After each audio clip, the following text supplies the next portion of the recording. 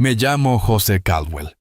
Tengo 71 años y he pasado mi vida construyendo cosas que perduran.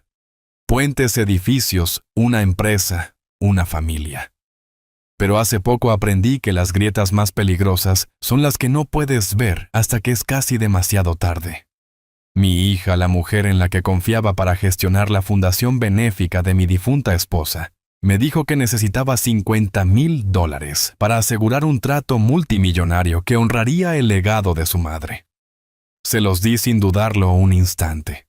Semanas después, justo cuando me preparaba para nuestra cena familiar del domingo, un simple mensaje de texto de mi abogada condujo a una llamada telefónica que me heló la sangre.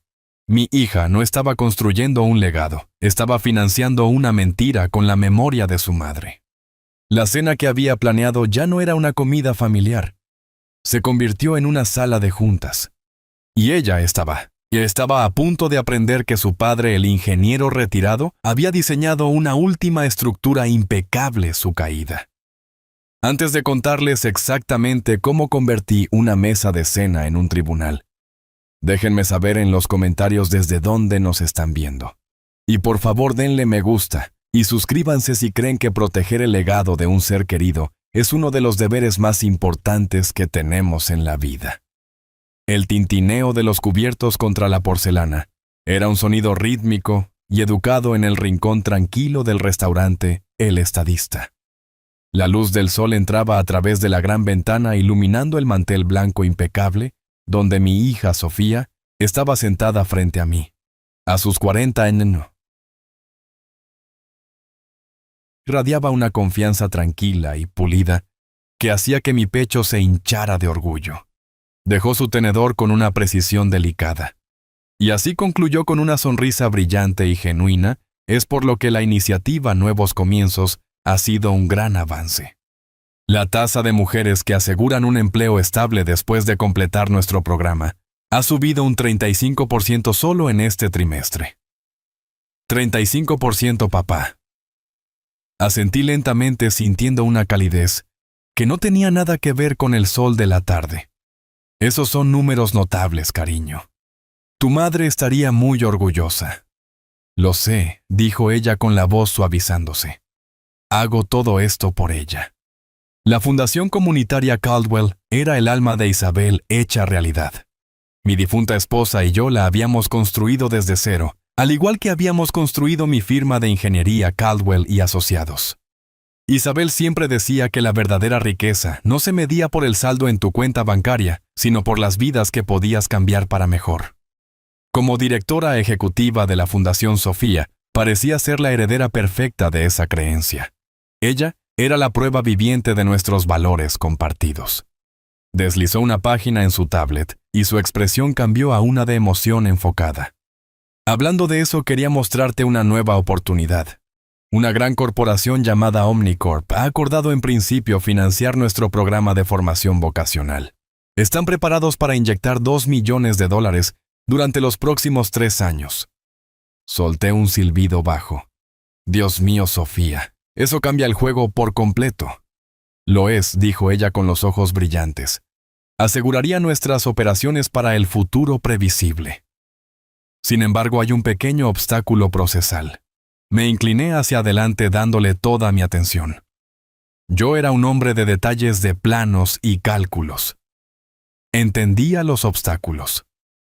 Su equipo legal requiere que demostremos solvencia financiera teniendo una cantidad correspondiente de capital a mano antes de que liberen el primer tramo de financiación. Es solo papeleo en realidad. Un trámite.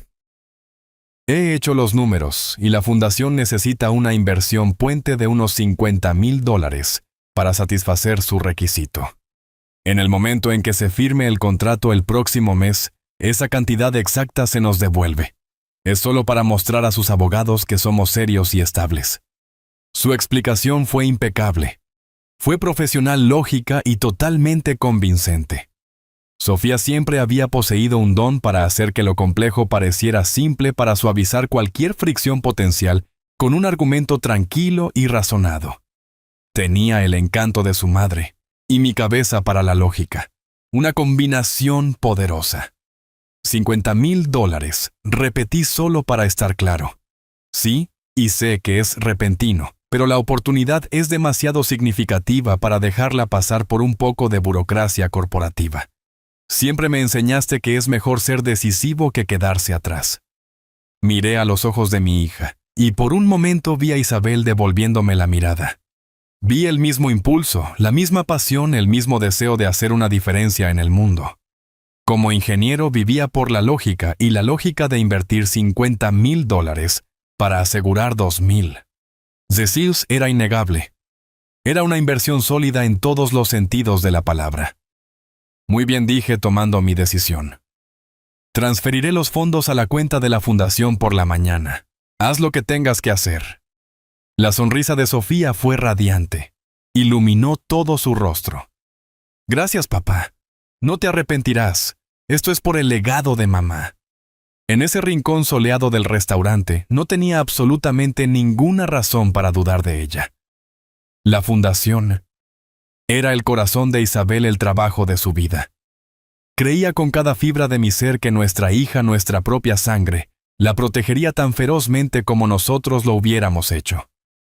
Nunca había estado más equivocado en toda mi vida. Pasaron 3 semanas. La vida volvió al ritmo tranquilo y predecible de la jubilación. Entonces, un martes por la mañana, mientras revisaba el correo en mi gran escritorio de roble, un sobre familiar llamó mi atención. Llevaba el logotipo de Casa Refugio, uno de los socios más antiguos de la fundación, un refugio para mujeres y niños que Isabel apreciaba especialmente. Abrí el sobre. Dentro había una nota de agradecimiento escrita a mano de su directora, una mujer llamada Carmen, por los años de apoyo de la fundación. Pero fue el párrafo final lo que hizo que la sangre en mis venas se detuviera.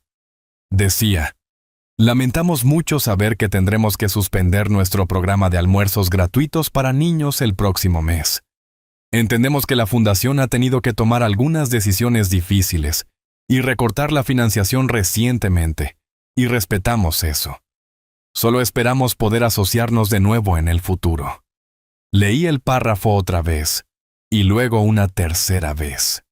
Recortar la financiación. Sofía acababa de reportar éxitos récord. Ella acababa de tomar $50,000 de mí para asegurar un trato multimillonario. No tenía sentido. Los números estaban mal. Una sensación fría e incómoda comenzó a arrastrarse por los bordes de mi mente. Tomé mi teléfono con el pulgar sobre el nombre de Sofía antes de presionar. Papá, respondió ella con voz brillante y alegre. Estoy entrando a una reunión.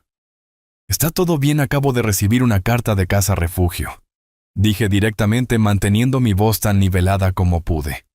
Mencionaron que la fundación cortó su financiación para el programa de almuerzos de los niños.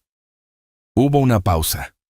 Fue fraccional, una mera fracción de segundo, pero en el silencio de mi estudio se sintió como una eternidad. Ah, eso, respondió ella con un tono impresionantemente firme. Eso fue parte de la reestructuración estratégica que mencioné. Estamos reasignando recursos de lo que llamamos programas de apoyo pasivo a iniciativas de creación de empleo más proactivas como Nuevos Comienzos. A largo plazo, darle a una madre una carrera es más impactante que darle a un niño una comida. Tú entiendes. Un mayor impacto por dólar invertido. Su explicación fue impecable. Era jerga corporativa de libro de texto, el tipo de razonamiento que cualquier junta directiva aplaudiría. Era tan perfectamente lógico que me hizo sentir tonto por siquiera cuestionarlo. Muy bien, dije, sintiendo la palabra vacía. Entiendo. No te preocupes, papá, añadió ella con la voz llena de cálida tranquilidad. Todo va según lo previsto. Te llamaré después de mi reunión. Está bien. Colgué el teléfono, pero la sensación de frío no desapareció. Era como inspeccionar un plano y notar una sola línea que estaba desviada por una milésima de pulgada, un defecto invisible para el ojo inexperto. Pero para mí señalaba un fallo estructural potencial. Durante los días siguientes, empecé a notar cosas. No las estaba buscando activamente, pero se presentaron solas. Ese fin de semana, visitando la casa de Sofía, vi la camioneta nueva que su esposo Alejandro había estacionado en la entrada. Una importación alemana de alta gama, del tipo que cuesta bien entrado en las 6 cifras. Luego vi la publicación en redes sociales de Sofía, de lo que ella llamó una escapada espontánea de fin de semana, a un resort de spa de lujo. Me dije a mí mismo que Alejandro era un corredor de inversiones exitoso. Tal vez había cerrado un gran trato. Pero luego en la cena esa noche, noté el reloj en la muñeca de Sofía. Era una marca suiza, una pieza clásica y elegante, de la que sabía el precio porque Isabel una vez había señalado uno en una revista con un suspiro melancólico. El salario de una directora de una ONG, incluso uno generoso, no suele estirarse para cubrir ese tipo de lujo casual. Cada detalle era una cosa pequeña por sí sola. Un auto, unas vacaciones, un reloj. Pero cuando los puse juntos en mi mente, comenzaron a formar un patrón inquietante. La inquietud me carcomió durante una semana. No podía dormir. Me sentaba en mi estudio tarde en la noche mirando la fotografía enmarcada en plata de Isabel en mi escritorio. ¿Qué haría ella? Isabel tenía instinto para la gente. Podía sentir la deshonestidad a una milla de distancia. Yo era un hombre de hechos y datos, y los datos que tenía estaban creando una narrativa que no quería leer. La idea de que mi hija estuviera haciendo algo malo era un dolor físico en mi pecho. Esta era Sofía, la niña a la que enseñé a nadar en bicicleta, la adolescente a la que ayudé con su tarea de cálculo. Pero yo también era el guardián del legado de Isabel. Se lo debía a ella. Se lo debía a la gente para la que la fundación fue creada. El lunes por la mañana, después de otra noche sin dormir, tomé una decisión.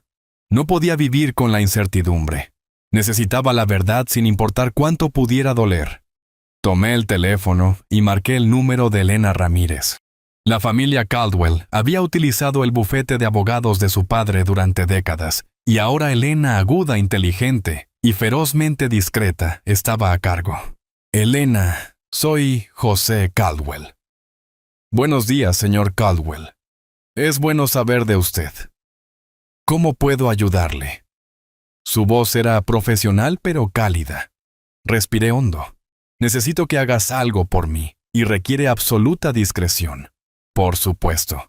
Necesito que realices una auditoría legal y financiera completa de la Fundación Comunitaria Caldwell. Dije las palabras con sabor a ceniza en mi boca. Hubo un breve silencio al otro lado de la línea. Elena era lo suficientemente inteligente como para leer entre líneas. Estoy seguro de que no es nada, añadí rápidamente, tratando de convencerme tanto a mí mismo como a ella. Solo quiero tener la tranquilidad de que todo está en orden. Un chequeo de rutina, podrías llamarlo. Entiendo, dijo Elena con un tono desprovisto de juicio. ¿Por dónde le gustaría que empiece? Empieza hace 3 años, dije. Y Elena Sofía no debe saber nada de esto bajo ninguna circunstancia. Tiene mi palabra, señor Caldwell, respondió ella. Empezaré de inmediato. Cuando colgué el teléfono, el estudio se sintió 10 grados más frío. Acababa de poner en marcha un proceso que no podía detener. Y tenía la terrible sensación de que el fuego que estaba a punto de encender quemaría todo lo que yo apreciaba. El pollo asado del domingo sazonado con romero y tomillo, tal como solía hacerlo Isabel, se estaba dorando perfectamente en el horno. Su aroma reconfortante llenaba la cocina, un aroma de tradición y familia que se sentía como una mentira. Me moví por el comedor con una lentitud deliberada y practicada, colocando los manteles individuales en la mesa de caoba pulida. Cada plato estaba colocado exactamente a 1 pulgada del borde. Los tenedores y cuchillos de plata pesada, nuestra plata de boda, estaban alineados con precisión geométrica.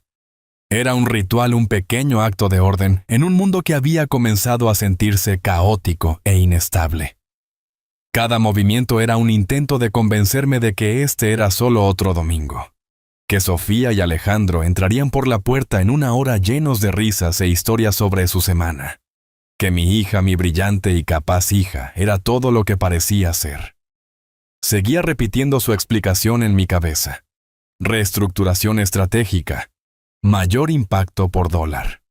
Era el lenguaje de los negocios modernos del progreso. Tenía sentido. Tenía que tener sentido. Tal vez la carta de casa refugio fue solo un malentendido. Tal vez su directora estaba mal informada. Y el auto nuevo, el reloj, las vacaciones. Alejandro era un hombre exitoso. ¿Por qué no deberían disfrutar de los frutos de su trabajo?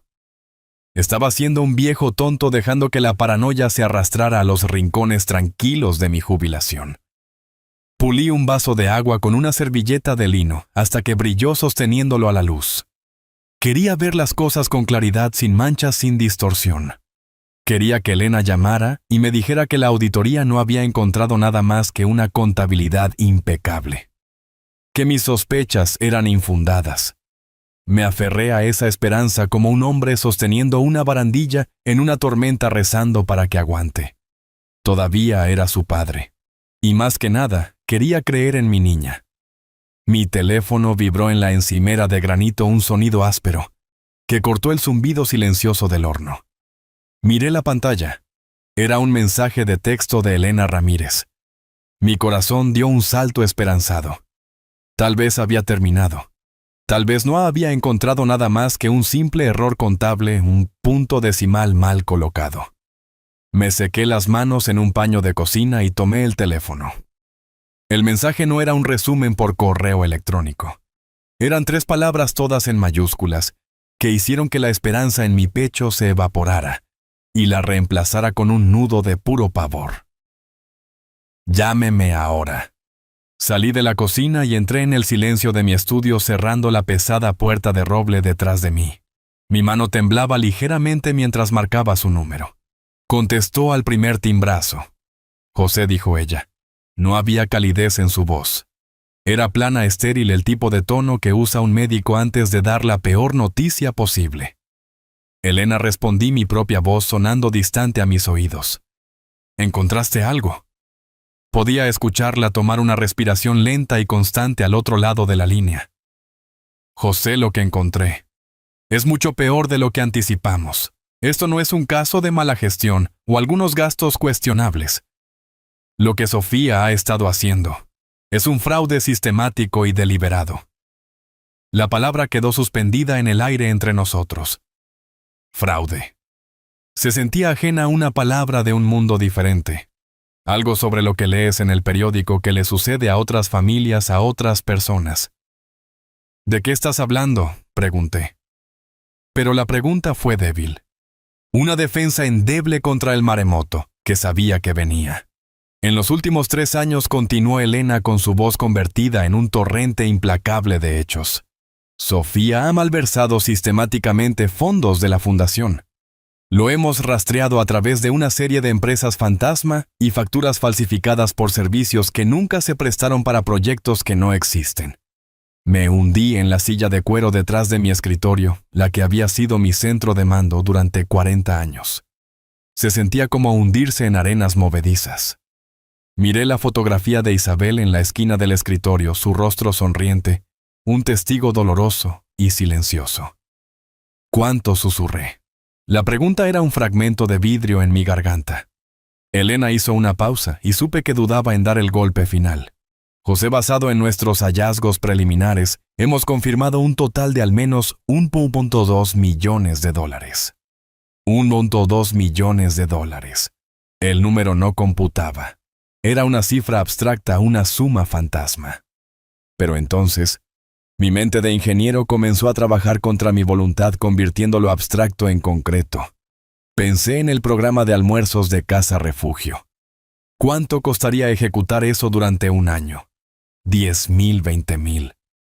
¿Cuántas comidas para niños estaban contenidas en ese $1.2 millones? ¿Cuántas vidas? ¿Cuántas segundas oportunidades habían sido robadas para comprar una camioneta alemana y un reloj suizo? Las empresas fantasma. La voz de Elena me sacó del abismo. Están registradas a nombre de Alejandro. Él ha estado lavando el dinero a través de sus cuentas de inversión, haciéndolo parecer ganancias de capital legítimas. Han estado viviendo de la memoria de su esposa José. Han estado usando la buena voluntad que usted e Isabel construyeron como su alcancía personal. Mi sangre no solo se heló. Se sintió como si se hubiera convertido en hielo, congelando mis venas, mi corazón, mi propia alma. El shock fue un golpe físico, sacando el aire de mis pulmones.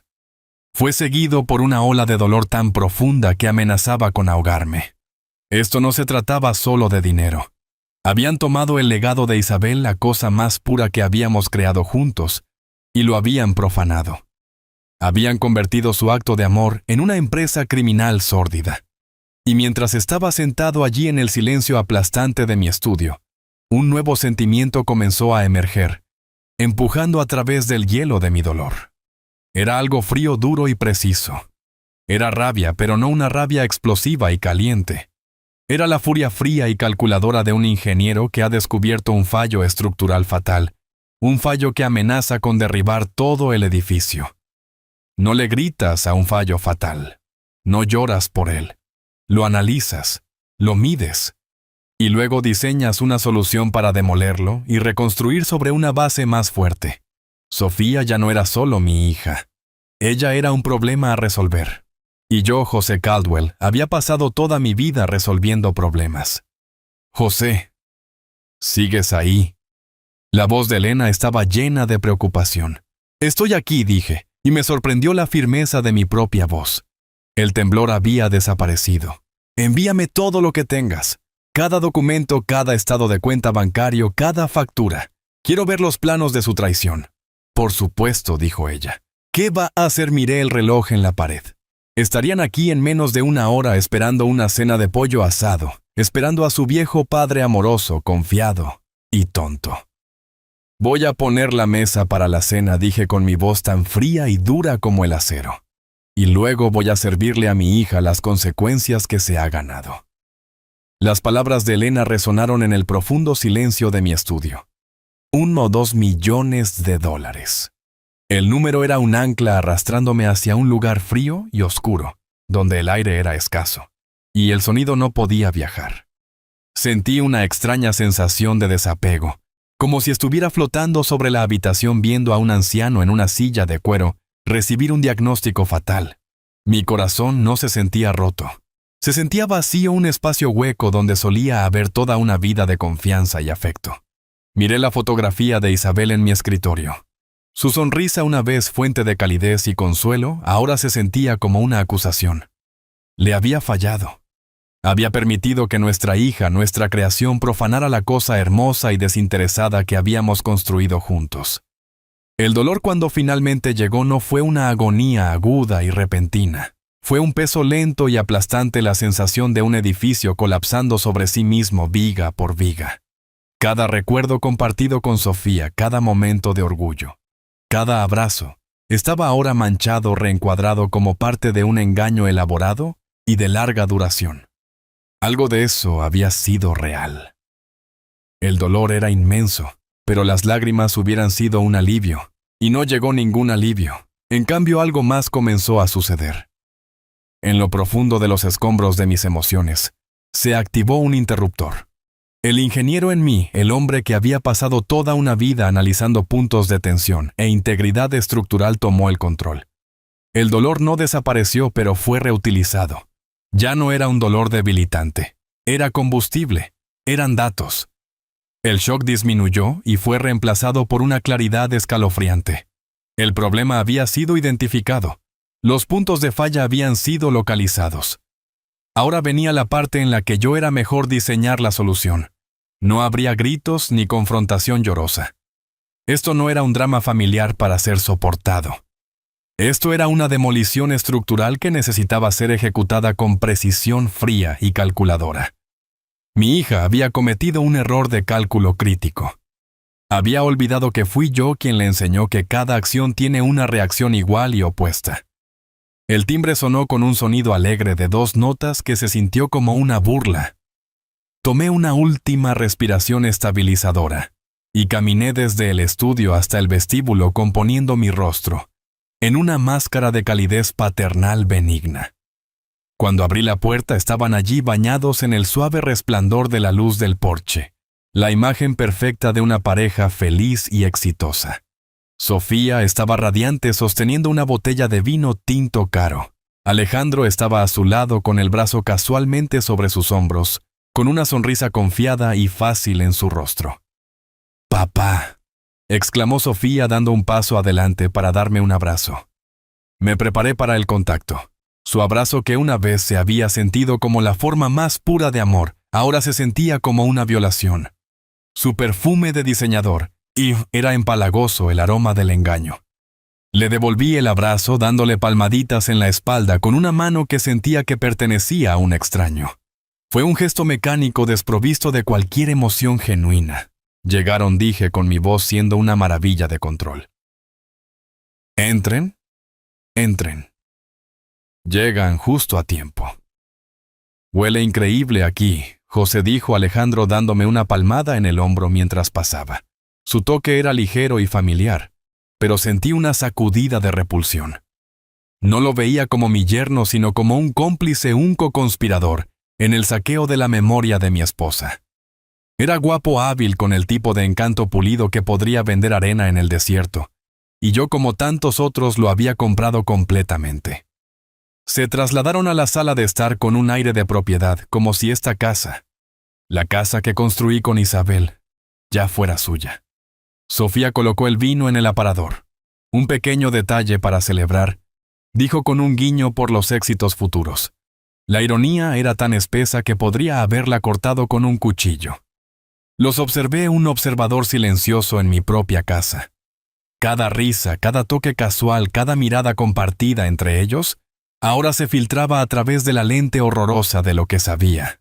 No eran mi familia. Eran actores interpretando sus papeles con habilidad magistral.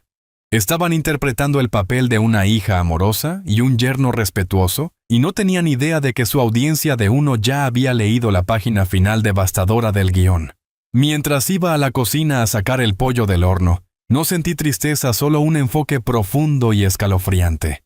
El telón estaba levantado, el escenario estaba listo, y el acto final estaba a punto de comenzar. Corté el pollo asado con mano firme, colocando rebanadas en cada plato. Los movimientos familiares eran un consuelo, un guión físico que podía seguir mientras mi mente corría. Me senté y desdoblé mi servilleta sonriéndoles a ambos, como si fuera cualquier otro domingo. Entonces empecé con mi voz uniforme y cálida. ¿Cómo estuvo tu semana, Alejandro? Pareces un hombre que ha cerrado un gran trato. Alejandro se rió entre dientes tomando un gran bocado de puré de papas. Todavía tienes buen ojo, José. Fue una semana muy buena. El mercado es volátil, pero si sabes dónde buscar, siempre hay una oportunidad. Está siendo modesto, papá. Sofía intervino con sus ojos brillando con lo que ahora sabía que era codicia. Es un genio. Sabe cómo hacer que el dinero trabaje para él. Asentí mirando a Alejandro. Isabel siempre decía que tenías una mente aguda. Ella era una buena juez de carácter. Una mentira. Isabel me había dicho una vez en privado que la sonrisa de Alejandro nunca llegaba del todo a sus ojos. En ese momento lo había descartado como el escepticismo natural de una madre.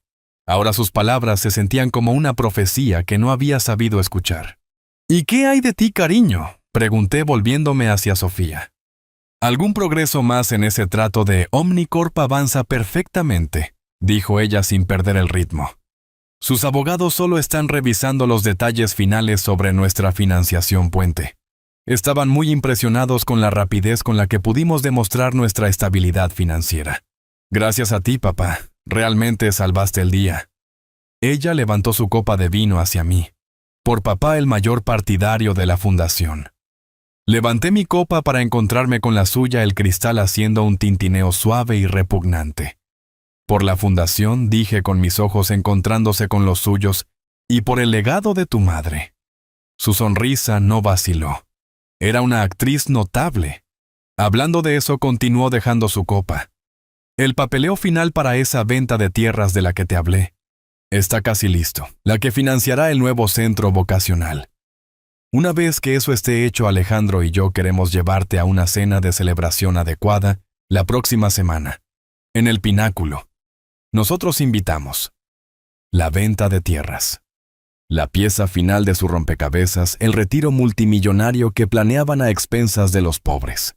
El cebo para la trampa se estaba colocando y no tenían idea de que ellos eran los que estaban a punto de ser atrapados en ella.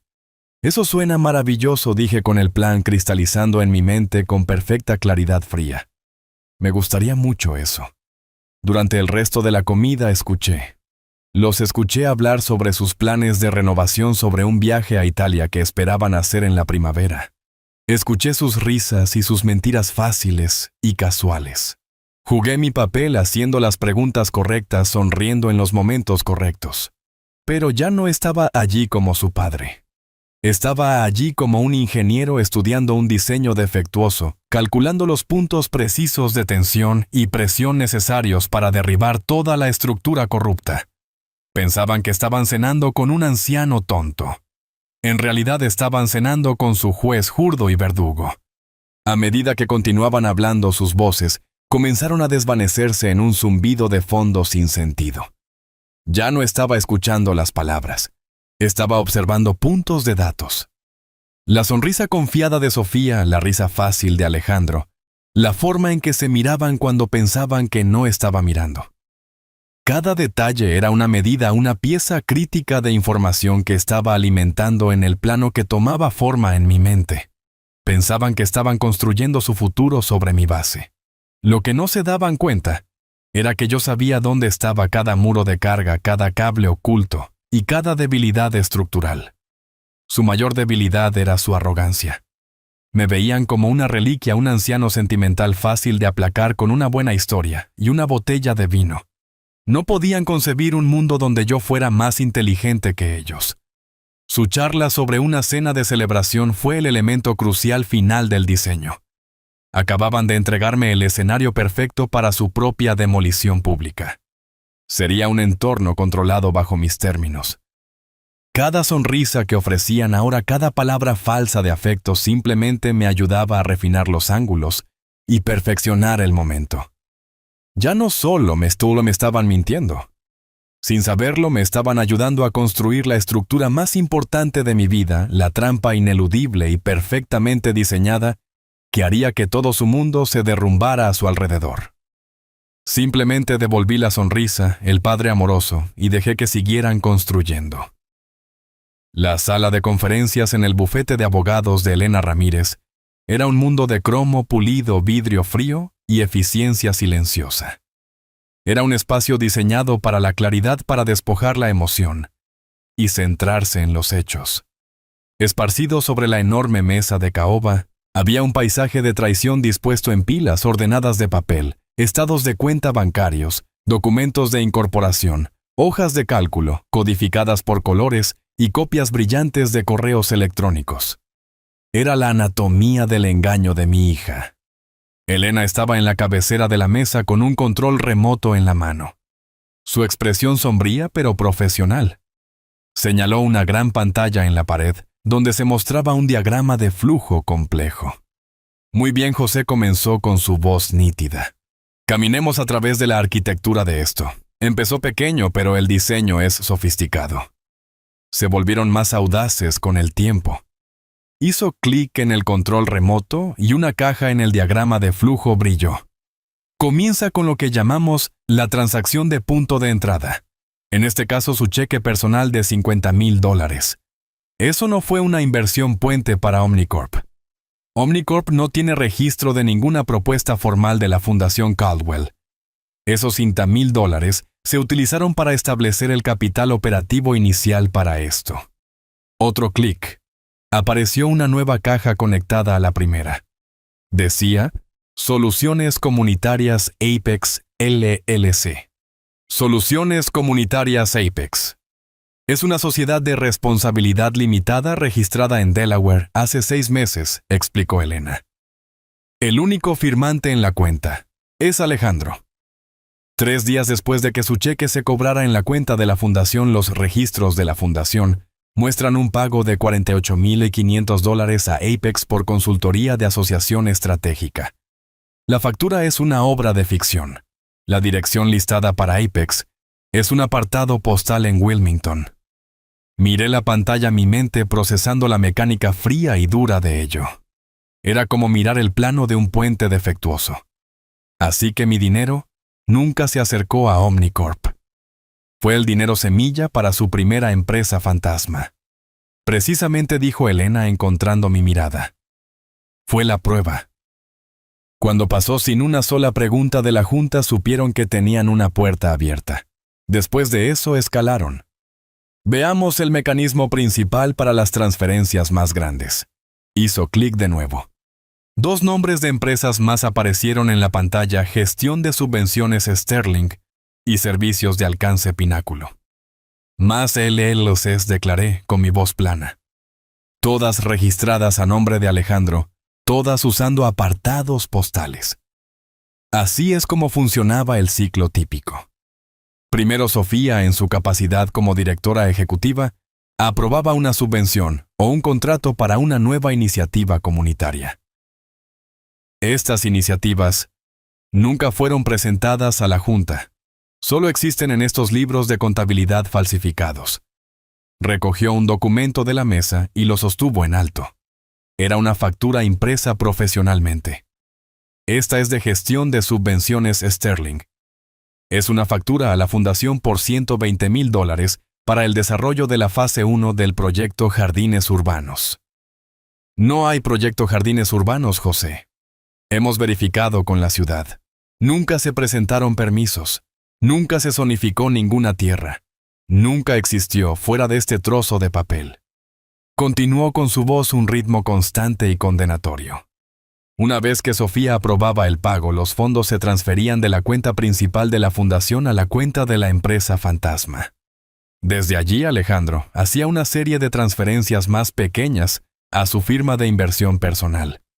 Luego empaquetaba los fondos robados con dinero legítimo de clientes y lo invertía.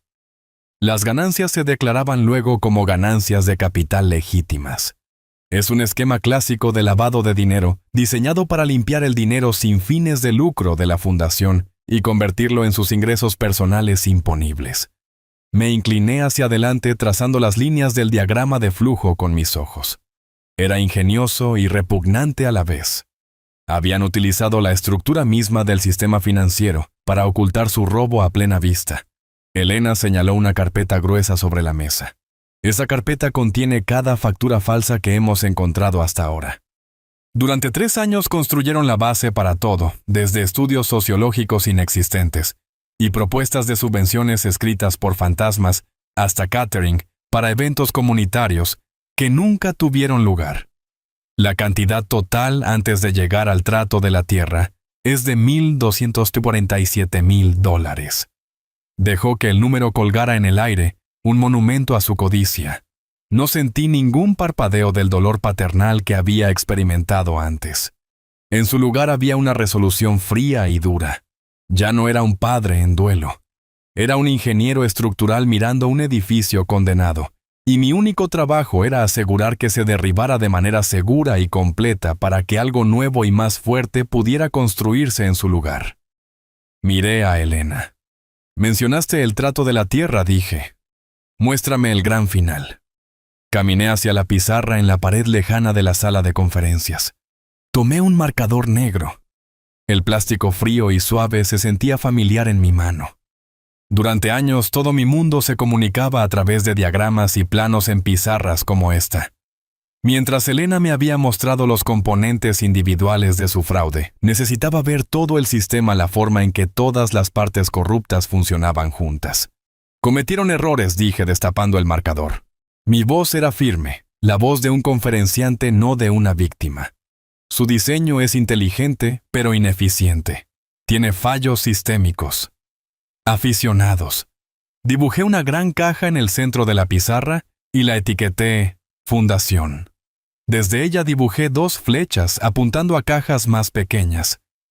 Subvenciones Sterling y Alcance Pináculo. Su primer error fue la arrogancia, expliqué golpeando las cajas. Usaron el mismo modelo básico 2 veces. 2 empresas fantasma, ambas LLC. Ambas registradas en Delaware, a nombre de la misma persona, su esposo. Es un patrón, y los patrones son fáciles de rastrear, una vez que sabes qué buscar. Muestra una falta de imaginación. Dibujé una nueva caja y la etiqueté firma de Alejandro. Dibujé líneas punteadas desde las empresas fantasma hasta esta nueva caja. Su segundo error fue mezclar los fondos. Al canalizar el dinero robado hacia el negocio legítimo de Alejandro, han contaminado toda su operación. Pensaron que ocultaría el dinero, pero lo que realmente hace es someter las finanzas de toda su firma a una investigación forense. Ha expuesto a sus clientes legítimos al riesgo. Se ha abierto a cargos de fraude electrónico, no solo malversación. Es un fallo de diseño crítico. Di un paso atrás de la pizarra, mirando el diagrama simple. Estaba todo allí. Un flujo de dinero desde un lugar de confianza a un lugar de codicia. Pero su mayor error, dije, volviéndome hacia Elena, fue su línea de tiempo. Se volvieron codiciosos, aceleraron el proceso. No robas $1.2 millones en 3 años sin cortar esquinas. Te vuelves descuidado. Dejas un rastro de facturas con numeración secuencial de la misma impresora. Haces transferencias bancarias en horarios predecibles. Creas un sistema. Y cualquier sistema golpeando la pizarra con el marcador para dar énfasis puede ser sometido a ingeniería inversa. Dibujé un gran círculo alrededor de todo el diagrama. Piensan que han construido una fortaleza helena, pero no lo han hecho. Han construido un castillo de naipes sobre una base defectuosa. Mi base. Están tan concentrados en su pago final, el trato de la tierra, que no están prestando atención a las grietas que ya se están mostrando. Creen que tienen el control. Ese es el defecto definitivo en su diseño. Y ese es el defecto que vamos a explotar. Puse la tapa de nuevo en el marcador con un clic satisfactorio. El diagrama en la pizarra no era solo un mapa de sus crímenes. Era un plano para su destrucción. Y sabía con la certeza de un ingeniero de toda la vida exactamente dónde colocar las cargas. Elena caminó hasta el final de la mesa y recogió una carpeta azul delgada. La abrió y pude ver imágenes satelitales de un terreno junto con mapas de zonificación y descripciones legales. Lo reconocí al instante. Era la propiedad Northwood 20, acres de bosque virgen, que Isabel y yo habíamos donado a la fundación hace años. Isabel había amado esa tierra.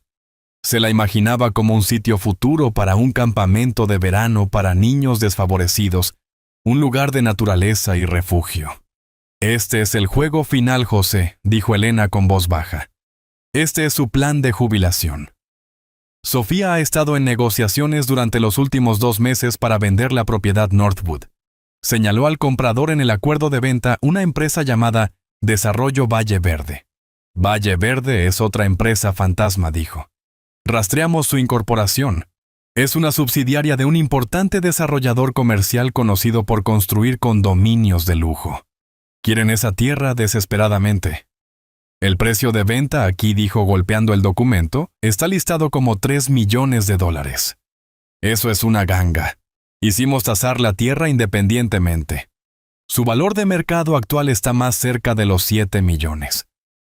Las piezas encajaron en su lugar con una finalidad repugnante. No solo la están vendiendo, dije. La están vendiendo a un testaferro por la mitad de su valor. Exactamente, confirmó Elena. Y a cambio de ese generoso descuento, el desarrollador ha acordado hacer un pago separado fuera de los libros. Encontramos el acuerdo de transacción en un correo electrónico eliminado, que recuperamos de la papelera de Alejandro Xiao, un pago de $2 millones, transferido a una sociedad holding en las Islas Caimán, una cuenta a nombre de Alejandro. Esto era la traición definitiva. Ya no solo estaban robando dinero, estaban vendiendo el sueño de Isabel por un soborno. Iban a convertir su santuario en una colección de cajas de vidrio y acero para los ricos, y luego iban a desaparecer con las ganancias. El problema ya no se trataba solo de fraude financiero. Había escalado a la profanación completa y total del legado de mi esposa. Y esa era una línea que nunca debieron haber cruzado. Jorge Peterson y Carmen Sánchez eran más que simples miembros de la junta. Eran viejos amigos del tipo con el que mides tu vida. Jorge había sido mi padrino. Carmen había sido la confidente más cercana de Isabel. Se sentaron frente a mí en la mesa de conferencias de Elena con sus rostros grabados con confusión y preocupación. Los había convocado aquí con un mensaje críptico urgente, y su primera suposición fue que mi salud estaba fallando. En cierto modo lo estaba. Mi corazón estaba fallando, pero no de la manera en que un médico podría arreglarlo. José, nos estás asustando, dijo Carmen con voz suave. ¿De qué se trata todo esto? ¿Está todo bien? Miré sus rostros amables y preocupados, y sentí una punzada de culpa por lo que estaba a punto de hacer. Estaba a punto de destrozar su mundo tal como el mío había sido destrozado. Gracias a ambos por venir con tan poca antelación, comencé con mi voz baja y firme. Esto no se trata de mi salud. Esto se trata de la fundación. Esto se trata del legado de Isabel. Sus expresiones cambiaron de preocupación personal a atención profesional. Elena tomó eso como su señal. Atenuó las luces y encendió el proyector.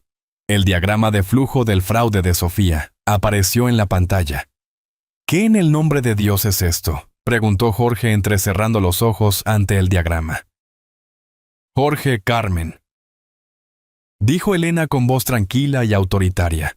Lo que estamos a punto de mostrarles es el resultado de una auditoría forense confidencial de las finanzas de la Fundación durante los últimos 3 años. Debo pedir que lo que vean y escuchen en esta sala se quede en esta sala. Luego comenzó a guiarlos a través de ello tal como lo había hecho conmigo. Habló de las empresas fantasma, las facturas falsificadas, el dinero lavado. Observé cómo se transformaban los rostros de mis amigos. La confusión se convirtió en incredulidad. La incredulidad se transformó en negación absoluta. No lo creo, dijo Jorge sacudiendo la cabeza con la voz elevándose. Esto es una locura. Sofía nunca haría esto. La conocemos desde que era una niña, José. Tiene que haber un error.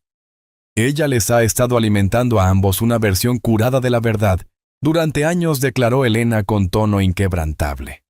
Ha estado marginando sistemáticamente su supervisión presentando informes que muestran solo lo que ella quiere que vean. No puedo aceptar esto, susurró Carmen mirándome con los ojos suplicantes. José, dime que esto no es verdad. Este era el momento.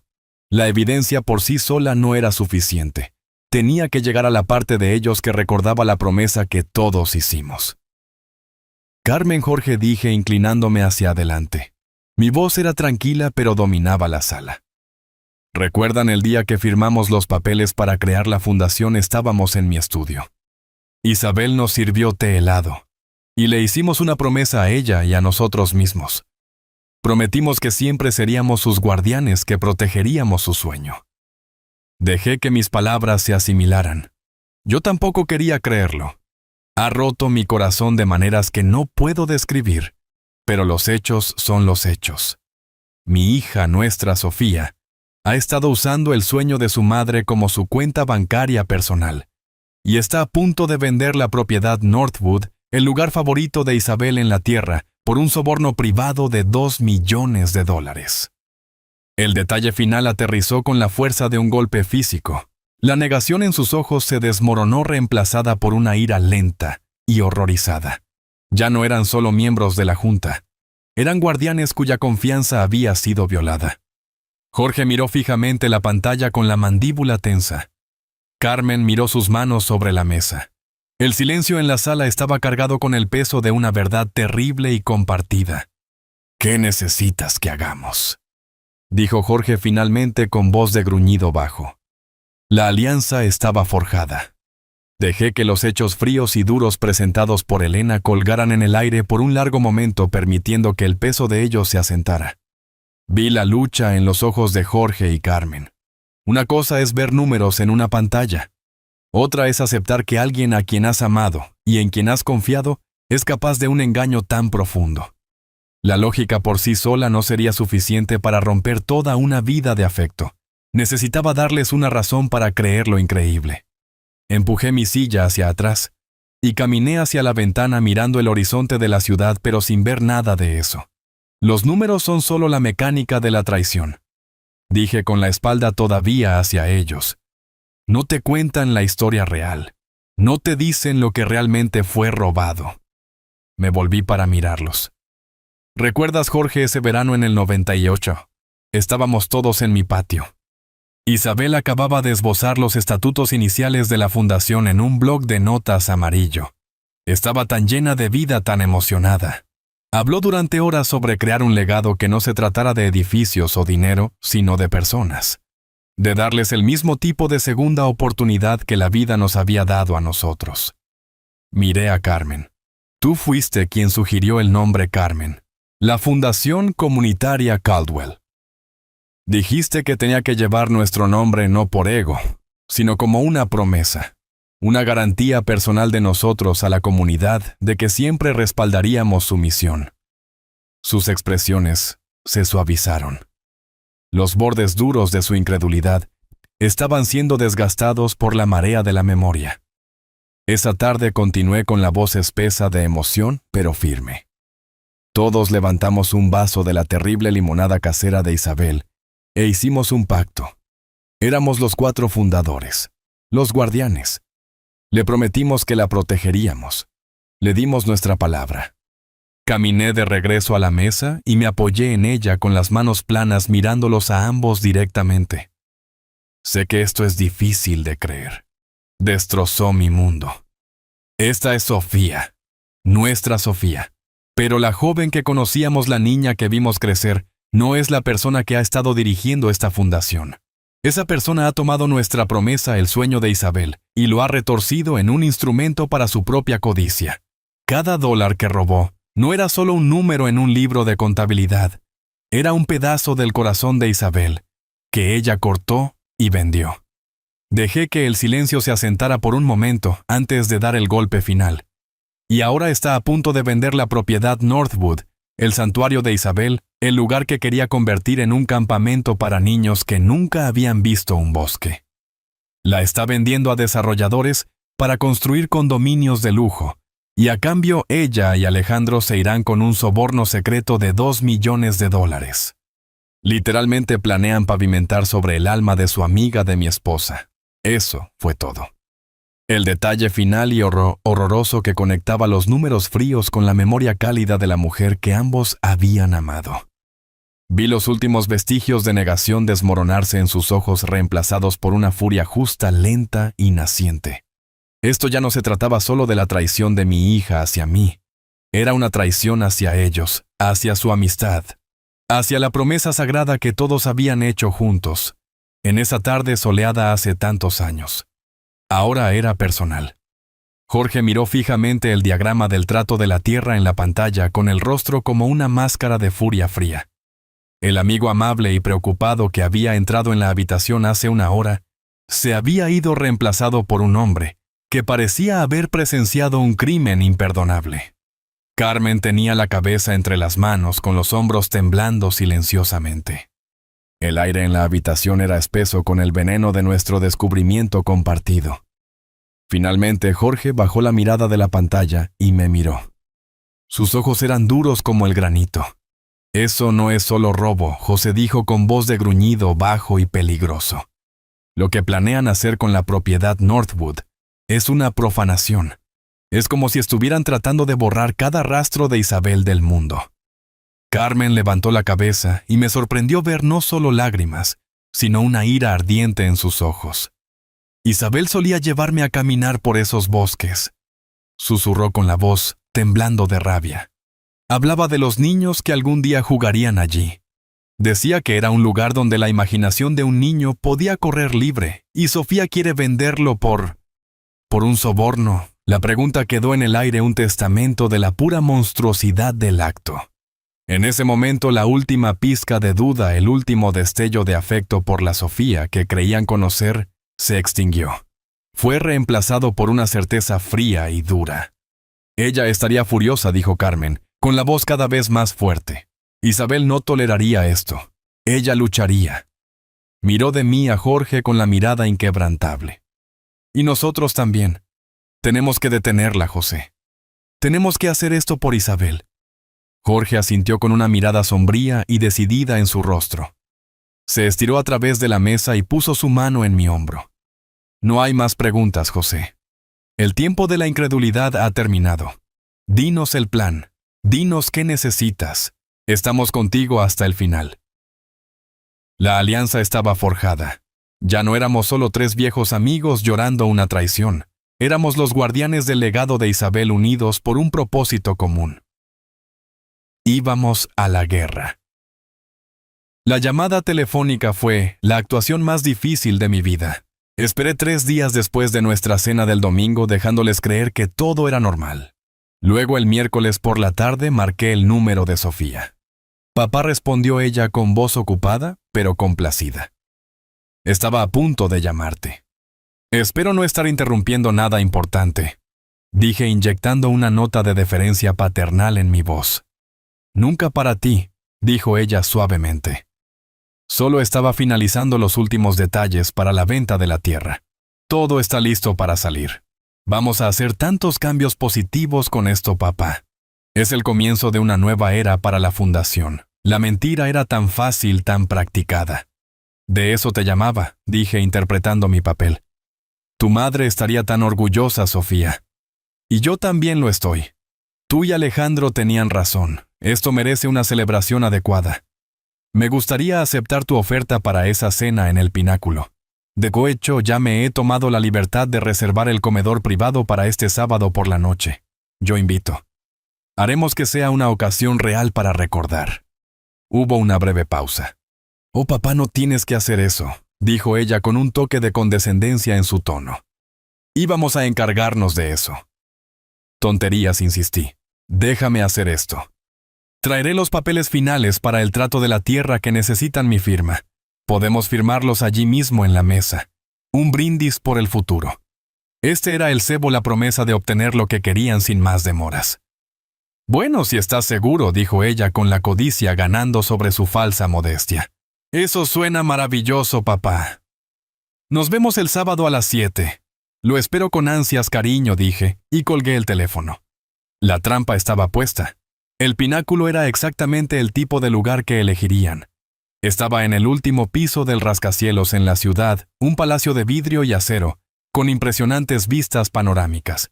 Era un restaurante para personas que creían estar en la cima del mundo intocables. Cuando vi a Sofía y Alejandro salir del ascensor privado, ciertamente parecían encajar. Sofía llevaba un impresionante vestido verde esmeralda, que debió costar una fortuna, y el reloj suizo en su muñeca captaba la luz. Alejandro estaba en un traje italiano a medida, luciendo cada parte como el corredor de inversiones de alto vuelo. Irradiaban un aura de éxito y confianza suprema. Eran pavos reales, exhibiendo su plumaje robado para que todo el mundo lo viera, papá. Estás aquí temprano, dijo Sofía besando el aire junto a mi mejilla. ¡Guau, José, esta es toda una habitación!, añadió Alejandro, señalando las ventanas de piso a techo, con vistas a la ciudad brillante abajo. Una habitación con vistas. Solo lo mejor para una ocasión como esta, dije con una sonrisa que confundieron con orgullo. Tomaron sus asientos, sus movimientos relajados y expansivos. Creían que habían ganado. Yo era el último obstáculo sentimental, un anciano que necesitaba ser manejado, y me habían manejado perfectamente. Sofía colocó un elegante portafolio de cuero en la mesa entre nosotros. El contrato. El instrumento de su traición final. Estaban tan cerca de la línea de meta que podían saborearla. Charlaron amablemente mientras el camarero llenaba nuestros vasos de agua. Alejandro habló sobre el mercado de valores. Sofía habló sobre su próximo viaje a Italia. Asentí y sonreí dejando que su confianza creciera hasta su punto máximo absoluto. Bueno, dijo Sofía finalmente poniendo una mano sobre el portafolio. Sacamos los asuntos oficiales del camino para poder pedir. Levanté una mano, un gesto suave de apaciguamiento. Todo a su tiempo, cariño. Antes de llegar a eso, hay un par de invitados más uniéndose a nosotros. Espero que no te importe. Pensé que era importante que estuvieran aquí para presenciar este momento histórico para la fundación. Como si fuera una señal, la pesada puerta de madera del comedor privado se abrió. Jorge Peterson y Carmen Sánchez entraron. No estaban sonriendo. Sus rostros eran sombríos, sus ojos duros. Miraron a Sofía y Alejandro no como amigos, sino como extraños que habían cometido una ofensa incalificable. Observé la transformación en el rostro de mi hija. Su sonrisa brillante y confiada vaciló, luego se congeló. El color desapareció de sus mejillas. Sus ojos se movieron de Jorge a Carmen, y luego finalmente a mí. La mirada de confusión fue rápidamente reemplazada por un destello de alarma que luego floreció en el horror naciente y repugnante de un animal que acaba de darse cuenta de que la puerta de la jaula se ha cerrado de golpe detrás de él. El aire en la habitación se volvió espeso y frío. La actuación había terminado. El silencio en la habitación era una presencia física. Era pesado, sofocante, presionando sobre todos nosotros. Sofía y Alejandro eran estatuas talladas en hielo, sus rostros una mezcla de confusión y pánico naciente.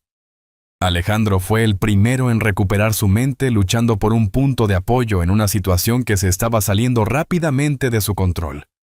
Forzó una risa tensa y antinatural. Jorge Carmen, qué sorpresa. José viejo perro, estás lleno de trucos. Supongo que querías toda la familia aquí para celebrar. Estaba tratando de dirigir la narrativa de vuelta a un terreno familiar. Pretender que esto era normal. No levanté la voz. No tenía que hacerlo. Simplemente lo miré, mi mirada plana y fría. Y la sonrisa murió en sus labios. Siéntate, Alejandro, dije. No fue una petición, fue una orden. Señalé las 2 sillas vacías. Y después de un momento de vacilación, Jorge y Carmen se movieron a la mesa, sus movimientos deliberados y sus expresiones sombrías. Sofía me miró, sus ojos muy abiertos, con una pregunta desesperada y no dicha. Papá, ¿qué es esto? ¿Qué está pasando? Ignoré su pregunta. Con calma me agaché junto a mi silla y levanté mi viejo maletín de cuero sobre la mesa. Estaba pesado, desgastado por toda una vida cargando planos y planes de ingeniería. Abrí los pestillos, el sonido antinaturalmente fuerte en la habitación silenciosa. Dentro había un solo artículo, una carpeta negra de 5 pulgadas de grosor. La coloqué en el centro de la mesa. Aterrizó con un golpe sólido y definitivo, un sonido que pareció sacudir los cimientos mismos de sus mentiras. Se quedó allí entre nosotros, una lápida oscura marcando la tumba de su engaño. ¿Qué es eso?, susurró Sofía mirando la carpeta como si fuera una serpiente venenosa. Eso, dije con mi voz tan tranquila y precisa como el bisturí de un cirujano, es la razón por la que todos estamos aquí. Esta no es una cena de celebración. Esta es una reunión de emergencia de la Junta Directiva de la Fundación Comunitaria Caldwell, convocada para abordar evidencia de mala conducta grave y fraude criminal potencial. Abrí la carpeta en la primera página. Era una copia de la factura de $48,500 de Soluciones Comunitarias Apex. Mi propio dinero, la semilla que había iniciado su bosque de mentiras.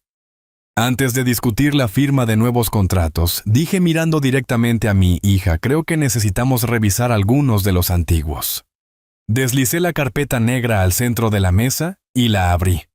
Las páginas estaban llenas de hojas de cálculo, copias de documentos y estados de cuenta bancarios resaltados. Un zumbido silencioso llenó la habitación y una elegante pantalla de proyector descendió de un hueco en el techo. Un momento después, el rostro de Elena Ramírez apareció nítido y claro. Estaba en su oficina con una pared de libros de leyes detrás de ella, prestando un aire de autoridad indiscutible a los procedimientos. Buenas noches, Sofía Alejandro, dijo ella con voz nítida y desprovista de calidez. Como asesora de la Fundación Comunitaria Caldwell, estoy aquí para asistir a la Junta en esta revisión de emergencia. Alejandro se burló tratando de recuperar alguna apariencia de control. Esto es ridículo. Esto es una cena familiar, no un tribunal. Papá, ¿cuál es el significado de esto? Lo ignoré y pasé a la primera página de la carpeta. Era la factura de Soluciones Comunitarias Apex por $48,500. La deslicé a través de la mesa pulida hacia Sofía. Este fue el primer pago, dije con mi voz tranquila y medida, por consultoría de asociación estratégica. Esto se pagó solo 3 días después de que le diera a la fundación un cheque personal por $50,000. ¿Puedes explicar por favor a la Junta la naturaleza de esta consulta, Sofía? Ella miró el papel con la mente corriendo. Eso fue para el alcance de Omnicorp, tartamudeó. Apex es una firma de consultoría que nos ayudó a preparar la propuesta. Lo es, Elena intervino desde la pantalla. Porque según el estado de Delaware, Soluciones Comunitarias Apex es una LLC establecida hace 6 meses, con una dirección postal en un apartado postal en Wilmington. El único firmante en su cuenta bancaria es su esposo Alejandro. ¿Puede explicar por qué la fundación pagaría a una firma de consultoría que es propiedad total del esposo de su directora ejecutiva? El color desapareció del rostro de Alejandro. Eso es práctica estándar. Mantuvimos los tratos comerciales a distancia para evitar cualquier conflicto de intereses. Entonces hablemos de otro de sus tratos a distancia, dije pasando la página. Deslicé una nueva factura sobre la mesa. $120,000 pagados a gestión de subvenciones Sterling para el proyecto Jardines Urbanos. No recuerdo que este proyecto se haya presentado ante la Junta para su aprobación. Jorge. Tú sí, Jorge, con el rostro como piedra, sacudió la cabeza. Nunca. Este proyecto fue acelerado, dijo Sofía, su voz volviéndose defensiva. Era una oportunidad sensible al tiempo. Una oportunidad para quien pregunté. Miré la factura de nuevo. Es gracioso. El número de factura en este documento es 001, la primera que Gestión de Subvenciones Sterling emitió. Deben haber sido su primer cliente. ¡Qué coincidencia! Esto es absurdo, espetó Alejandro con la voz elevándose. Eres un anciano, José. No entiendes las finanzas modernas. Estas son estructuras complejas diseñadas para maximizar la eficiencia. Entiendo la eficiencia, Alejandro, dije, mi voz bajando a un susurro helado. La entiendo muy bien. Por ejemplo, encuentro increíblemente eficiente cómo el dinero del programa de almuerzos infantiles de Casa Refugio, que fue recortado, fue transferido fuera de la cuenta de la fundación el mismo día que Sofía compró esto. Deslicé un nuevo documento sobre la mesa. Era un estado de cuenta de tarjeta de crédito con un solo cargo de $5,000 por un bolso de diseñador encerrado en un círculo rojo. Era este bolso un componente crítico de su reestructuración estratégica. Sofía Carmen jadeó un pequeño sonido herido. Sofía miró el estado de cuenta sin palabras. Su fachada se estaba desmoronando, revelando la fea y codiciosa verdad debajo. No cedí. Pasé las páginas una tras otra, una procesión implacable de sus crímenes. Un pago de $85,000 por un estudio de viabilidad que nunca sucedió. Un contrato de $60,000 por una gala de recaudación de fondos que nunca se celebró. Por cada cargo presenté la factura, y Elena desde la pantalla proporcionó el rastro de datos fríos y duros, mostrando el dinero fluyendo de la fundación a sus empresas fantasma y de allí a las cuentas personales de Alejandro. Con cada página se encogían en sus asientos. Sus fanfarronadas se convirtieron en negaciones desesperadas y sus negaciones se desvanecieron en un silencio hosco y atrapado.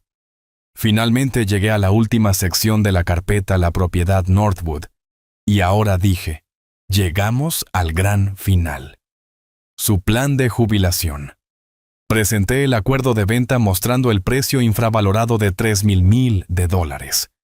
Luego presenté la impresión del correo electrónico que Elena había recuperado, el que detallaba el soborno de $2,000,000, que se transferiría a una cuenta en el extranjero en las Islas Caimán.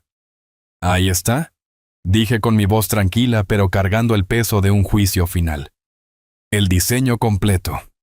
Ibas a vender el sueño de tu madre por la mitad de su valor y embolsarte un soborno de $2,000,000. Ibas a pavimentar su santuario para condominios de lujo y luego desaparecer. Me recosté en mi silla y miré a mi hija. No había lágrimas en sus ojos.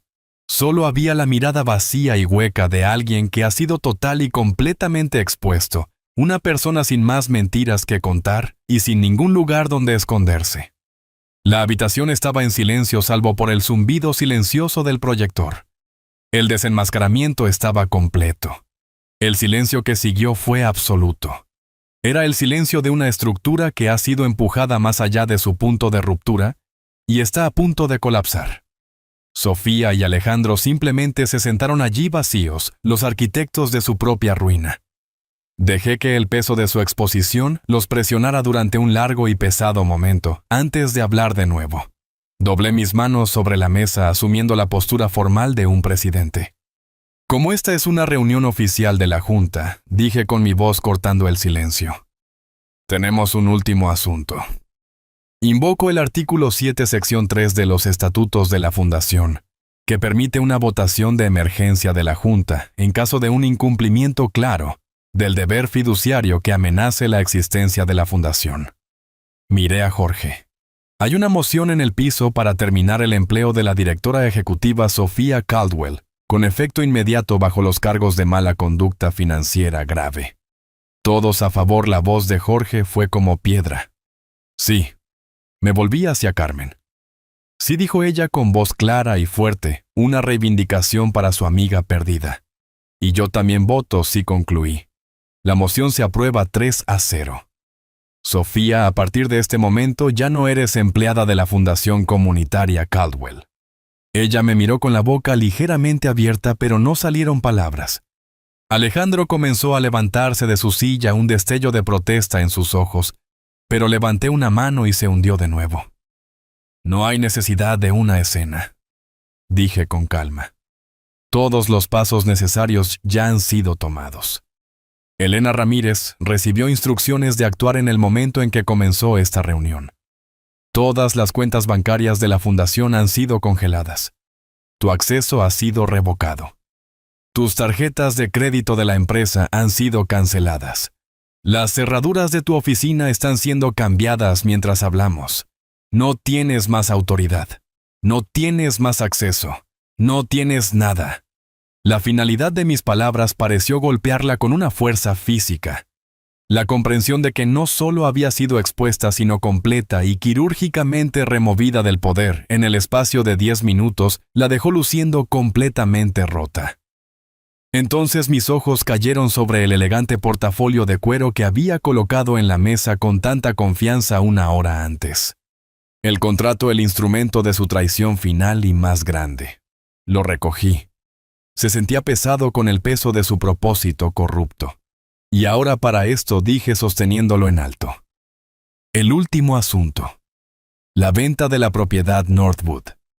Miré a Sofía, mi voz suavizándose por un momento, no con lástima, sino con una ira fría y justa. Tu madre amaba estos bosques más que cualquier lugar en la tierra. Lo veía como un lugar de curación, un santuario para niños que no tenían ninguno. Y tú ibas a venderlo por un soborno de $2 millones. Sostuve el portafolio con ambas manos, y con un movimiento lento y deliberado lo rompí por la mitad. El sonido del papel grueso rasgándose fue fuerte y violento en la habitación tranquila. Luego tomé las 2 mitades, y las rompí de nuevo, dejando caer los 4 pedazos arruinados de mis manos sobre el centro de la mesa. Aterrizaron junto a la carpeta negra, la evidencia de sus crímenes y el símbolo de su derrota.